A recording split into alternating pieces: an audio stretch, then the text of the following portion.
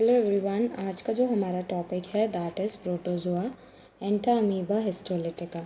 Protozoa में एक group होता है जो कि होता है एंटा अमीबा हिस्टोलिटिका। तो उसकी हम लाइफ हिस्ट्री और उसकी जर्नल ऑर्गेनाइजेशन के बारे में थोड़ा कुछ पढ़ेंगे, बिकॉज ये आपके टीजीटी एग्ज़ाम्स के लिए भी बेनिफिशियल है and for your graduation exams also. तो ये सारी चीज़ें आपके लिए इम्पॉर्टेंट है। So let's study all the things.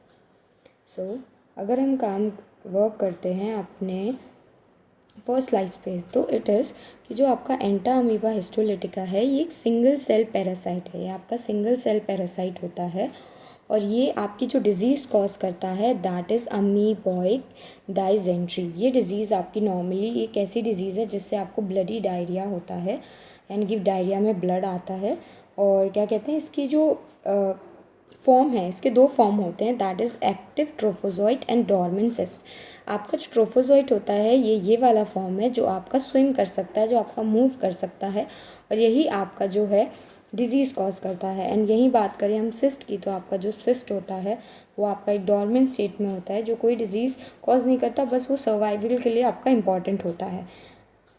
जो मेन है दैट इज़ ट्रोफोजोइट। देन हम कुछ जनरल ऑर्गेनाइजेशन के बारे में पढ़ें तो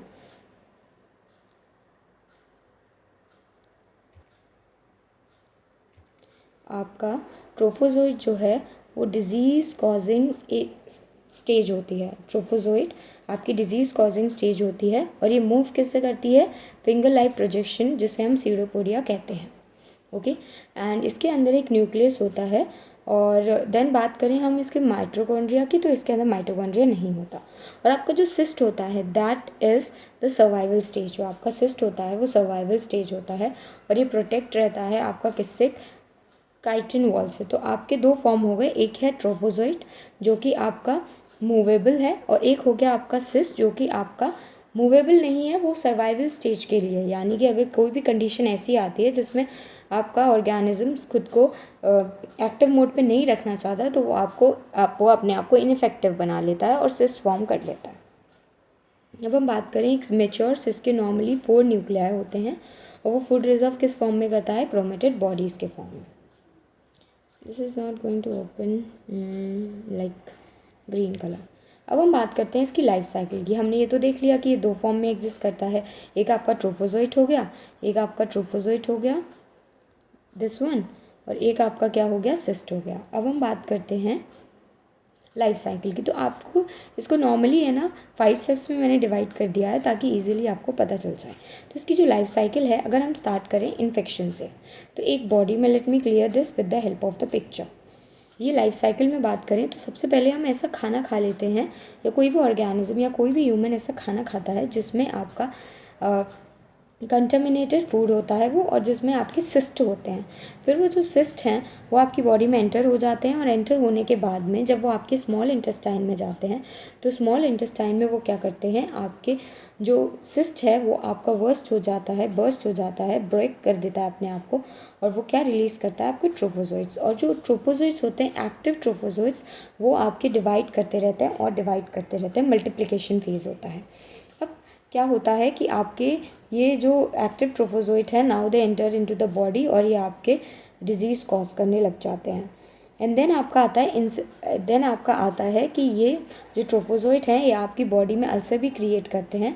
देन एक स्टेज आती है कि ये आपकी बॉडी में डिजीज़ तो कॉज कर रहे हैं, आप साथ में अपने आप को प्रिपेयर भी कर रहे हैं कि अपने आप को स्प्रेड भी कर सके। तो ये अगेन इंसिस्ट फॉर्म में आ जाते हैं, यानी फिर से सिस्ट बना लेते हैं।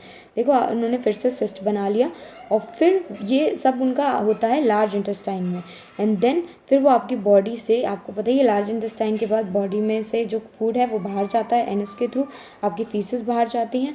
तो उसी में फीसेस में आपका सिस्ट फॉर्म आ जाता है फिर से, और आपकी बॉडी से एग्जिस्ट कर जाता है। सो हम इसका थोड़ा सा स्टेजेस ऐसे स्टेप बाय स्टेप देखते हैं। फर्स्ट क्या होता है, एक इंसान ने सॉलो किया फूड जिसके अंदर आपके सिस्ट थे, और खाना आपका कंटामिनेटेड था। देन क्या होगा, जब स्मॉल इंटेस्टाइन में सिस्ट पहुंचेंगे तो ये अपने आप को ब्रेक कर लेते हैं, अपनी वॉल को तोड़ लेते हैं और ट्रोफोजोइट्स रिलीज़ करते हैं।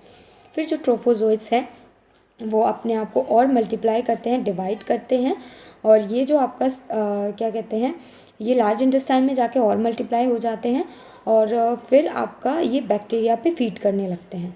अगर हम बात करें कि पार्थेनोजेनेसिस की, ये कैसे डिजीज़ कॉज करते हैं, तो आपके ट्रोफोजोइड जो है वो इंटेस्टाइनल वॉल में घुस जाते हैं, एंटर हो जाते हैं, अल्सर्स क्रिएट करते हैं और आपके जो डायरिया है उसमें ब्लड प्रोड्यूस करते हैं। तो इस वजह से क्या होता है, आपको ब्लडी डायरिया के सिम्टम्स दिखते हैं। अब अगेन बात, अभी इन्हें फिर से अपने आप को स्प्रेड करना है, तो ये अगेन ये इंसिस्ट यानी ये फिर से सिस्ट बना लेते हैं। ट्रोफोजोइड डिहाइड्रेट कर लेते हैं खुद को और सिस्ट फॉर्म में प्रेजेंट हो जाते हैं। एंड ये सब आपका लार्ज इंटेस्टाइन में हो रहा है। एंड देन ये फीसिस में आपके सिस्ट चले जाते हैं और एनस के थ्रू निकल जाते हैं। आपका सिस्ट फिर से बन गया, बॉडी में सिस्ट एंटर हुआ था, अगेन सिस्ट फॉर्म में जा रहा है और यही सिस्ट फॉर्म आपके बॉडी में क्या करते हैं, दूसरी की बॉडी में यही सिस्ट जाके फिर से इन्फेक्ट कर देता है। तो this is all about the Entamoeba histolytica life history and organisation. Thank you so much.